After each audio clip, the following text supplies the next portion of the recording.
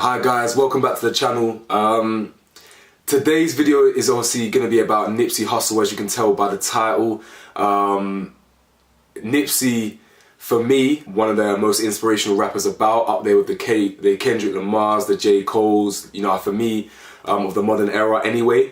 So I'm really kind of disappointed that my second trending video or trending topic is about someone dying, but I'm not going to talk about the negatives. I'm not going to talk about the murder itself. I'm not going to talk about the case. I'm not going to talk about any conspiracies. I literally just want to make this video to promote positivity. I really want to get this video out there just to talk about Nipsey Hussle's legacy rather than the negatives. So yeah, I'm going to jump straight into it and yeah, let's go. Early in the morning, Obviously, most people would know Nipsey Hussle for being a rapper, but the first thing I want to talk about is his legacy as a businessman and also as a father. He's got two kids, one from his previous marriage and one with the beautiful and famous Lauren London, who, wow, my heart literally aches for her. I cannot even imagine what she's going through right now. But yeah, outside of music, Nipsey had a clothing brand called Marathon Clothing. He had an agency called Marathon Agency, which was basically a talent and marketing company. And also his Proud to Pay, which was basically like his means of distributing his own music. What I love about Nipsey the most is that he challenged the attitude of music labels. It's true that music labels are, you kind of almost sell your soul when you're a music label. They pretty much have autonomy over your creativeness, your art, you know, your passion. They have control over it. And he didn't really like that. So he basically started to use his social media following to drive his own business, to generate his own profits, to generate his own future, or to ensure his own future essentially. So, you know, that's why he was selling Crenshaw album for like $100 a piece or whatever, which is, it seems quite high, but it came with a lot of different benefits at the time and things like that. You know, it was different. I'm sure I remember time ago, like reading that Jay-Z bought like 100 copies for $100 or something. I remember seeing that he got like Jay-Z from Roc Nation wire transferred him 10 grand. Literally because he supported the movement. He believed what Nipsey believed. Maybe these record labels were moving a bit controlling. Maybe they weren't giving them the control over their own destiny, essentially. That's just a tiny little glimpse of his legacy as a businessman. The store that he was unfortunately murdered outside of, he owned it. He had assets. He had businesses. That's what people need.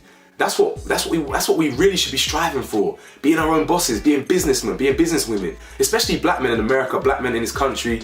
You know, where if we're being real, especially in America, they have to work twice as hard for the same benefits, you feel me? So it's really nice to see someone like Nipsey taking ownership of businesses. What makes it even more sad is that the reason why he was even around the store that day is because his boy had just come out of prison after 20 odd years, and he was making sure that he was right when he came out of prison. It's nuts, it's mad. Forget businesses for a second. He's a legacy as a father.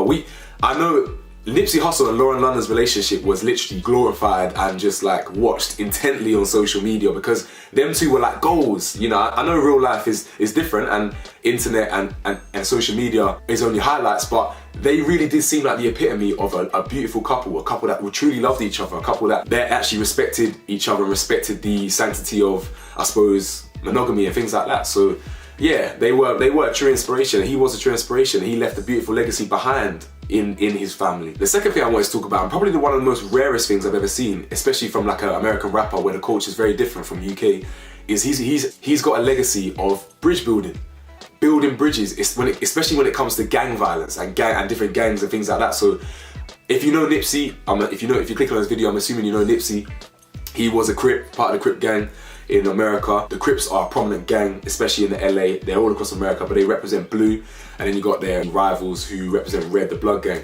And Nipsey was one of the first really to extend his love and respect to rival gangs. And obviously America and UK is different. I know what London's like, and I know what growing up in the city's like in London, but I don't know what it's like in America. But because I grew up in kind of like watching American films, American music, things like that, I know how serious they take their gang shit. Like, it's not a joke. They live and die by that on a real. Like, that's cultural and historical. So for him to actually say approach the game, for example, and he gave the game, A Famous Blood, his mixtape, and said, listen, don't frisbee out the window, don't dash it, like, give me a chance.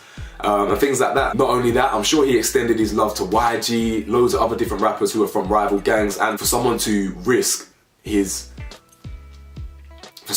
take a risk on their life, on their well-being, to extend love and respect and show appreciation or gratitude to rival gang members or whatever, it takes a big man to make a big move like that. And that's a legacy no one will ever take away from him. You know, I remember when Cardi B got slammed, I think it's a year ago, over some blood gang reference in an Instagram post.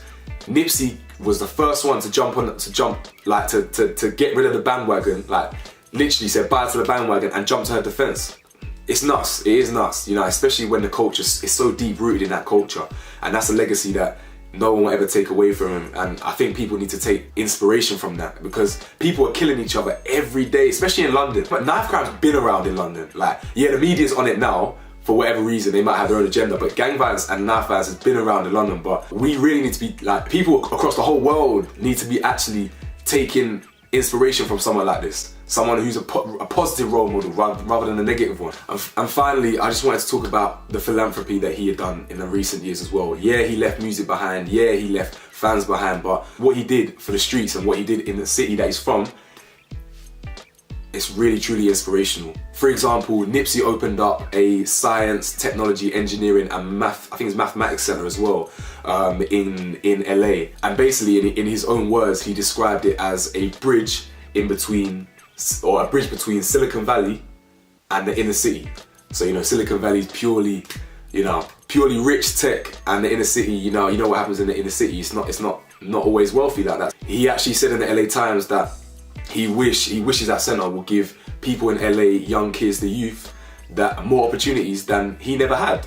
And we need more kings like that, man. We really do need more kings like that. Like, why was that not really on the news when it was happening like that? Like when Akon gave electricity to what, 500 million people or 500,000 people, wherever it was. I can't remember the stat. Why do we not talk about these young kings or these black kings who are really doing a lot for their community, and then they're the ones that get gunned down? It's nuts. It's nuts. One of the biggest points he ever said, yeah, that will always resonate with me, yeah, is he basically shined a light on the only narrative black people feel they know. So, for example, he basically told us to dismiss just trying to be entertainers, dismiss just trying to be an athlete, dismiss just trying to be a rapper, and actually broaden your horizons, open your mind to something different, being more entrepreneurial, more philanthropic.